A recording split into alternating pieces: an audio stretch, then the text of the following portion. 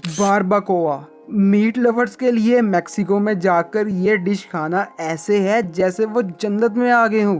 बारबाकोआ लोग मेक्सिको में पागलों की तरह खाते हैं। ये जमीन के अंदर मिट्टी के ओवन में कई घंटों तक पकता है। तो चलिए अब इसकी तैयारी देखते हैं। पहले लैम्ब के बड़े बड़े पीसेस किए जाते हैं और इसे डिफरेंट मसाले लगाकर मैरिनेशन के लिए छोड़ दिया जाता है। फिर खास किस्म के पत्तों की बहुत सारी लेयर्स में इस मीट को लपेटकर मिट्टी के ओवन में रख दिया जाता है और मिट्टी के ओवन को ऊपर से सील करके गीली मिट्टी डाल दी जाती है। स्लो कुकिंग के बाद लैम्ब मीट इतना टेंडर हो जाता है कि इसे ओवन से निकालने के लिए प्लेट्स यूज करना पड़ती हैं। ये इतना जूसी और टेंडर है कि मेरे तो मुंह में देखकर ही पानी आ रहा है। अगर आपको ये डिश अच्छी लगी तो दोस्तों लाइक के बटन को प्रेस कर दें।